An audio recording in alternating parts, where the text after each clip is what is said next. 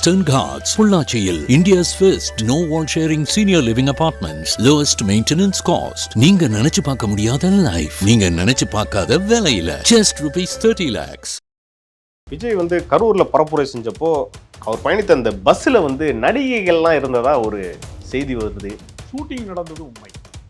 எப்படி சார் ஒரு மிகப்பெரிய கிரௌடு அவருக்காக காத்திருந்தது அப்படிங்கிறது, மக்களே ஒட்டுமொத்த மக்களுமே அவருக்காக காத்திருக்காங்கிறது, ஜனநாயகனுடைய கிளைமாக்ஸில் பயன்படுத்துறதுக்கான சில காட்சிகளை லைவாக ரெக்கார்ட் பண்ணணும். அதுக்கான ஆதாரம் சார், அதுக்கான ஆதாரத்தை சிபிஐ தான் வெளியிடணும்.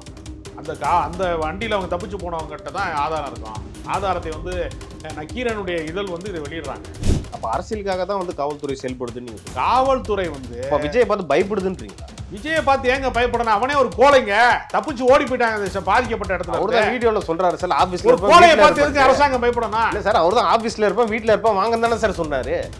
காவல்துறையை கேட்டாங்க, உலகத்துல எல்லாருமே கட்சி நடத்துறேன், என்னங்க பைத்தியகாரத்தனமான பேச்சா இருக்கு. காவல்துறை மக்கள் கூடக்கூடாது அப்படின்னு சொல்ற இடத்துல கூடி எத்தனையோ போராட்டம் நடத்தி அரெஸ்ட் பண்ணிருக்காங்க. இந்திய எதிர்ப்பு போராட்டத்துல திமுக மிகப்பெரிய அளவுல தண்டவாளத்துல தலையை வச்சுலாம் போராடணும்னு சொல்லுவாங்கல்ல. இப்ப காவல்துறை அனுமதி கொடுத்தா தண்டவாளத்துறை தலையை வச்சாங்க. காவல்துறை அனுமதி எல்லா காலத்திலையும் படிங்க. நீங்க வரலாற்றுல இருந்து எடுத்துக்கங்க. பிரிட்டிஷ்காரன் போட்ட சட்டத்தை சட்ட மறுப்பு இயக்கம் நடத்துறாங்களா இல்லையா? அரசாங்கம் போடுற சட்ட திட்டங்களை மீறுவதற்கு தாங்க போராட்டம்னு பேரு. தமிழ்நாட்டில் 6.5 கோடி வாக்காளர்கள் இருக்கான். 6.5 கோடி வாக்காளர்கள்ல அதிகபட்சம் போனா விஜய் ஆதரவாளர்கள் 50 லட்சம் பேர் தருவானா? நான் கேட்கிறேன், 50 லட்சம் பேர் தருவானா? தேர மாட்டாங்கிறது என் கருத்து. 40 வயது கடந்தவர்கள்ட்ட ஒரு ஓட்டு கூட விஜய் போட மாட்டேன். ஏன்னா அவனுக்கு அரசியல் புரிதல் இருக்கு. 500 பேர் வந்திருக்கிறதா ஏடிஜிபியும் சொல்றாரு. சொன்னார்ல 500 பேர். சரி, 500 பேர் நீங்க போலீஸ் சொன்னதை கேட்டாங்களா யாராவது? சரி, போலீஸ் சொல்றதை கேட்கல. என்கவுண்டர் பண்ணணுமா? கேக்குறது என்னடா, விஜய் என்கவுண்டர் பண்ண தெரியலப்பா? என்ன சொல்றீங்க நீங்க? யாருமே சொல்றதை கேட்கலங்க. நயன்தாரா சேலத்துல நகைக்கடை திறக்க போச்சுங்க, 60,000 பேர் கூட்டிட்டாங்க. இவனுக்கு 27,000 பேர் தான் கூடுனாங்க. இப்ப நயன்தாரா தான் அடுத்து தமிழ்நாட்டின் புரட்சி தலைவி, இந்தியாவுக்கு அவங்க தான் பிரதமரா வரக்கூடியவங்க. அவங்கள தான் இந்த நாடுக்கு நம்பி காத்திருக்கு. இந்திரா காந்தி இடத்த அவங்க தான் பிடிக்க போறாங்க, ஜெயலலிதா இடத்த அவங்க தான் பிடிக்க போறாங்கன்னு என்னை நம்ப சொல்லுங்க, நான் ஏத்துக்கிறேன். உன் குடும்பத்துல சாவு விழுந்தா நீ இப்படித்தான் 3 நாள் கழிச்சு 22 மணி நேரம் கழிச்சு இரங்கல் அறிக்கை வெளியிடுவியா? எல்லாரும் போய் தலைமறைவா இருப்பீங்களா? ஆளை வச்சு நான் குடும்பத்துல சாவு விழுந்தா இப்படித்தான் தலைமறைவா இருப்பாரா? டெல்லிக்கு போவாரா? விளையாட்டு போட்டிக்கு நடத்த போவாரா? போய் ஒதுங்கி போய் கோழைத்தனமாக பதுங்கி கிடந்தவன்லாம் சவால் விடுறான். சிஎம் சார், நான் இங்கே தான் இருப்பேன், வீட்டில் தான் இருப்பேன், உன்னை தூக்கி போட்டு மிதிக்கிறது எவ்வளோ நேரம் ஆகும்? போலீஸ் உன்னை அரெஸ்ட் பண்ண எவ்வளோ நேரம் ஆகும்? ஜெயலலிதா ஆட்சியா இருந்திருந்தா இருப்பாங்க விஜய.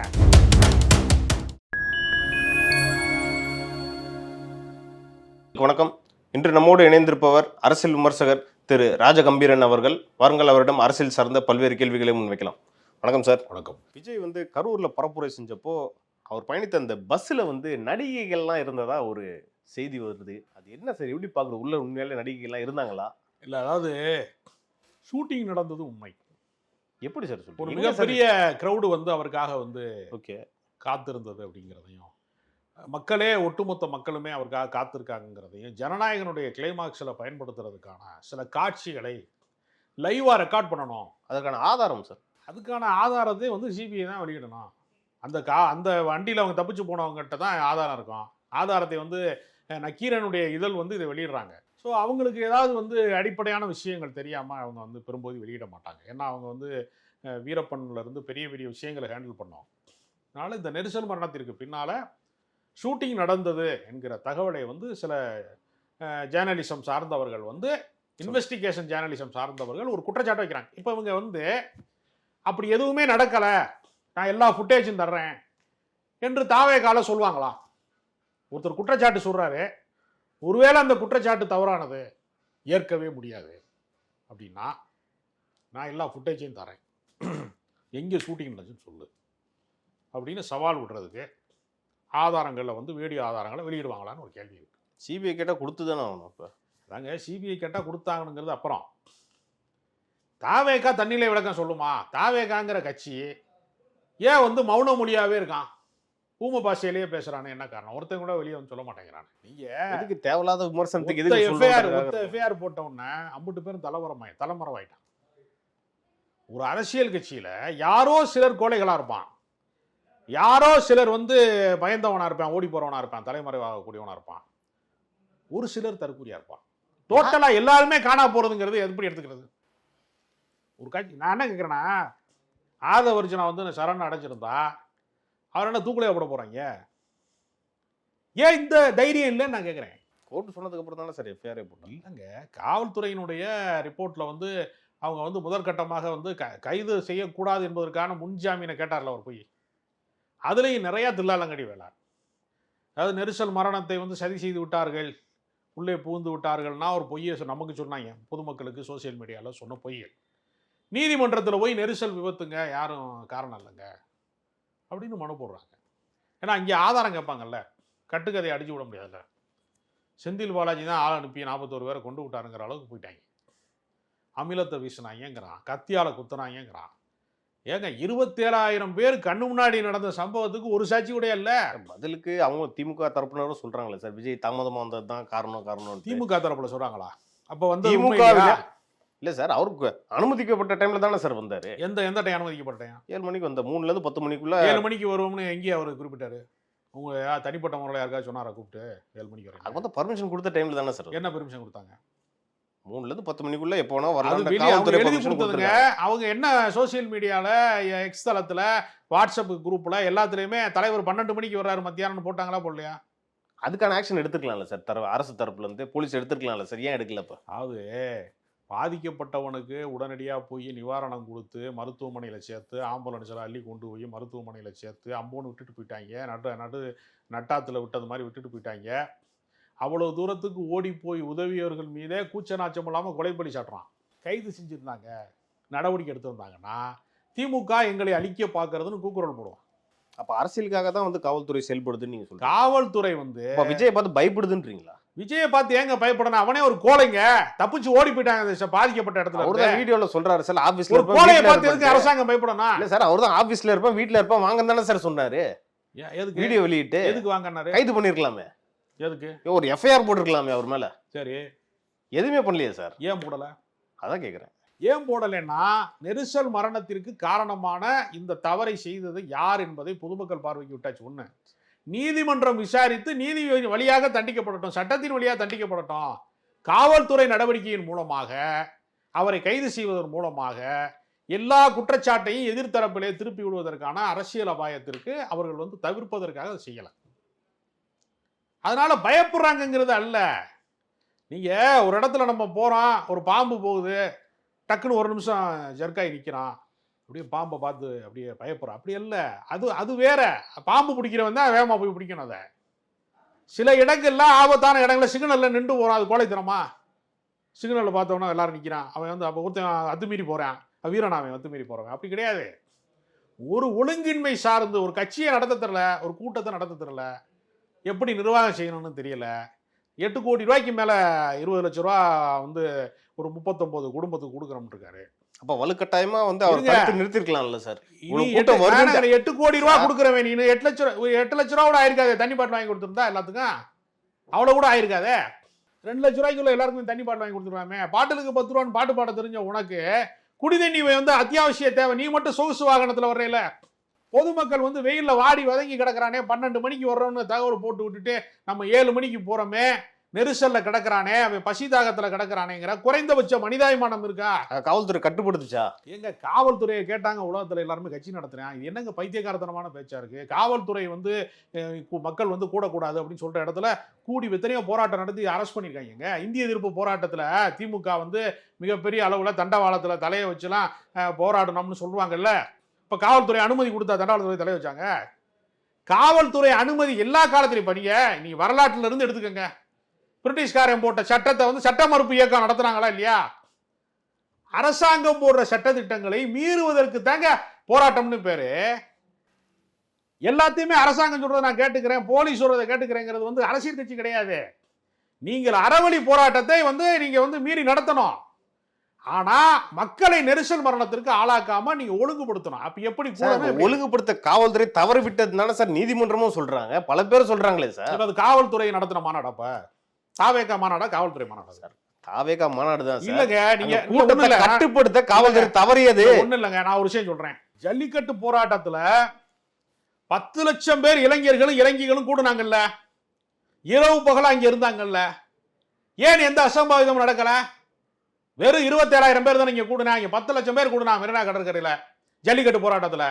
இங்க மட்டும் நடக்கல, தமிழ்நாடு முழுக்க நடந்துச்சு. மதுரையில் நடந்துச்சு, தமுக்க மைதானத்தில் நடந்துச்சு, திருநெல்வேலியில் நடந்துச்சு, தமிழ்நாட்டினுடைய எல்லா நகரங்களிலுமே அந்த போராட்டம் நடந்துச்சுல. ஏன் ஒரு அசம்பாவிதம் நடக்கல? ஏன் இவர் பேசிட்டு போறதுக்கு முத நாள் தானே எடப்பாடி பழனிசாமி 2 நாளைக்கு முன்னாடி தானே அவர் வந்து இதே மாதிரி ஊர்தி பயணத்துல தானே அவர் வந்தாரு.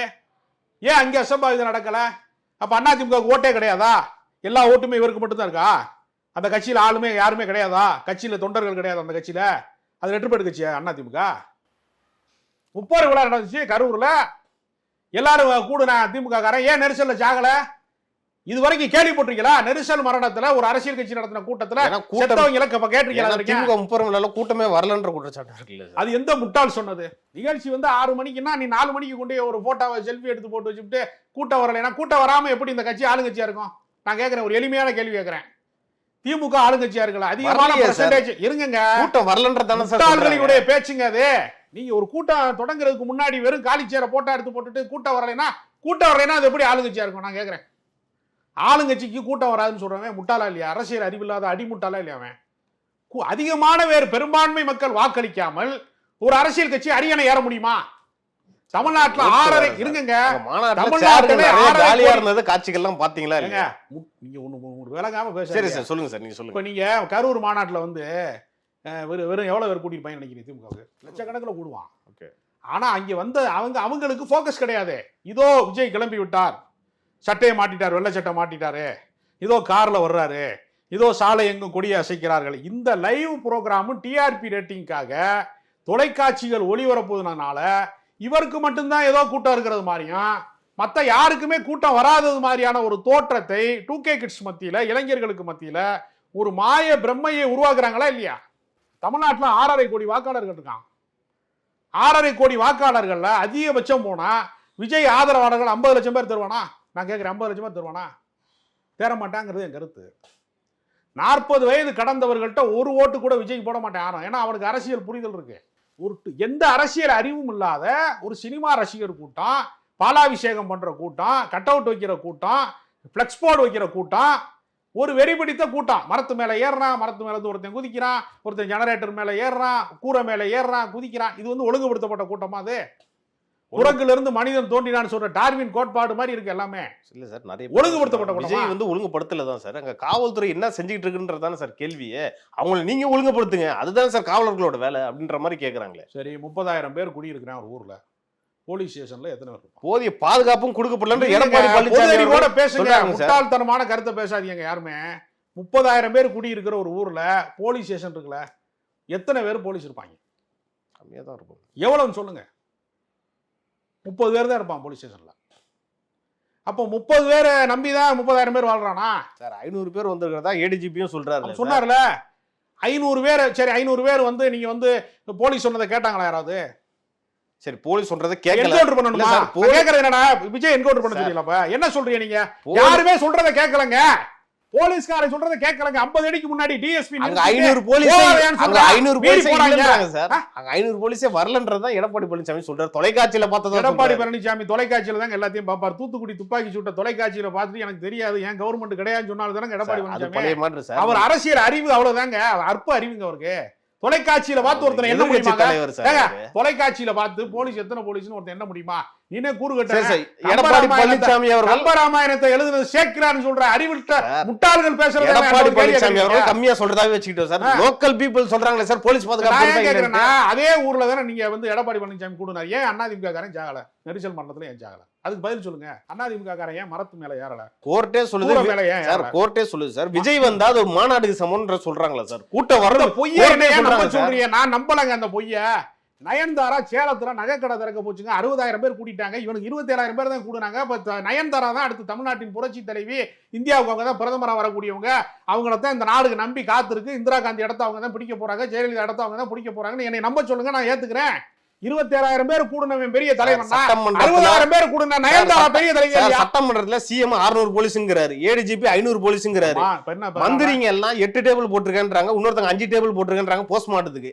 இதுல ஒரு முரண்பாடு இருக்கு. எது உண்மை எது பொய்ன்றத முரண்பாடு இருந்தா அந்த ஆஸ்பத்திரியில 3 டேபிள் இருக்கும், திரும்ப 2 டேபிள் கொண்டு வந்திருப்பாங்க. 3 டேபிள் வந்தப்போ ஒரு கணக்கெடுப்பு இருக்கும், 5 டேபிள் வந்தோடனே இன்னொருத்தர் சொல்லுவாரு. சட்டமன்றத்துல சார் மாத்தி மாத்தி பேசணும். ஏன் இதுல என்ன தப்பு இருக்கு? என்ன இதுல என்ன ஏமாற்று வேலை தான் இருக்கா? போஸ்ட்மார்ட்டம் பண்ண தப்பா? ஒரு அரசாங்கம் ஏன் செயல்படவில்லைன்னு கேட்டா பரவாயில்ல, ஏன் செயல்பட்டுச்சுன்னு கேக்குறான். இவன் மட்டும் என்ன செயல்பட்டுச்சுன்னு பண்ணுவானா? கேட்கல சார். தவறான தகவல் ஏன் வரும்? தவறான தகவல் தாண்டி மாத்தி மாத்தி சொல்றாங்கன்றதுதான் சார் குற்றச்சாட்டு. நெரிசல்லாம் அம்போன்னு விட்டுட்டு நெரிசல் மரணத்துல குழந்தைய முத கொண்டு குறவலையை நெரிச்சு கொன்னுட்டு 41 பேர் செத்தவன இவன் தனியா விமானம் ஏறி ஓடி போயிருவானா ஒருத்தன்? அவன் தலைவனா சார்? அனுப்புனதே விவாதத்திற்கு போலீஸ், அனுப்புனதே போலீஸ் தானே சார்? யாரு? விஜய் அங்க இருக்க வேணாம், நீங்க ஃபர்ஸ்ட் கிளம்புங்கன்னு சொன்னதே போலீஸ் தரப்பு தான் சொன்னதா அப்படின்னு சொல்றாங்க. ஒரு பொய்ய சொல்றான். அவன் போலீஸ் சொன்னதே கேட்க மாட்டான்லங்க. அவன் 50 அடிக்கு முன்னாடி நிப்பாட்டுன்னு சொன்னப்போ நிப்பாட்டாதவன் இப்ப மட்டும் போலீஸ் சொன்ன போயிட்டானா? வலுக்கட்டாயமா நிப்பாட்டுறது தானே சார் போலீஸோட சரி, வேலை. அப்படி சொன்னாங்கல்ல, கரூர்ல தானே பிரச்சனையா இருக்குன்னு போக சொன்னாங்க. நீ திருச்சியில போய் தங்கிட்டு மரணம் வர வேண்டியனா? நீ ஏன் பனையூருக்கு போன? ஏன் 3 நாள் பதுங்கி இருந்த? ஏன் கட்சிக்காரன் எல்லாருமே தலைமறைவா இருந்தான்? ஒருத்தன் கூட ஆம்பளை கிடையாதா? ஒருத்தன் கூட இது உள்ளவன் கிடையாதா? தைரியம் உள்ளவன் கிடையாதா? ஏன் போய் பதுங்கு குழிக்குள்ள கடந்த? ஏன் புஷி ஆனந்த் தலைமறைவா இருந்தாரு? புஷி ஆனந்த் என்ன செஞ்சாரு? ஏன் தலைமறைவா இருந்தாரு சார்? புஷி ஆனந்த் போன கூட்டமா? அரசியல் காரணங்கள் தாண்டி அரசுக்கு ஒரு ரெஸ்பான்சிபிலிட்டி இருக்குல்ல சார், மக்களை காப்பாத்துறதுக்கு. அதனாலதானங்க அரசாங்க நடுராத்துல முதலமைச்சர் போய் மருத்துவமனைக்கு போனாரு. இந்த தற்கொலை எல்லாம் ஓடி போயிட்டானே, முதலமைச்சர் தானே போனாரு, அவர் தானே போனாரு. இவங்க போனாங்க, தாவேக்காரன் போய் மீட்பு பணியில இருந்தானா?